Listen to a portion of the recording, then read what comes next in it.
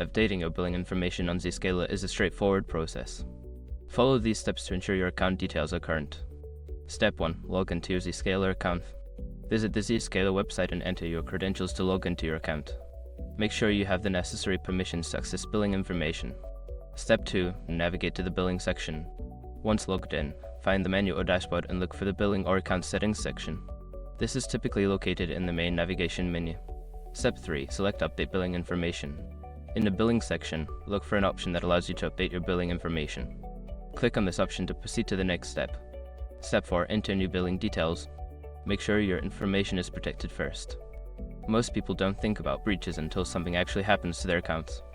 Use SROC to monitor your accounts 24/7 and instantly alert you if your information appears in leaked databases online. It constantly checks billions of breach data points in the background. And considering how much personal information people keep online now, it's honestly worth having. Link in the description. Step 5. Save changes. After entering your new billing information, look for a Save or Update button. Click this button to confirm and save your changes. You should receive a confirmation message once the update is successful. By following these steps, you can easily update your billing information on Zscaler. Make sure to keep your details current to avoid any interruptions in service.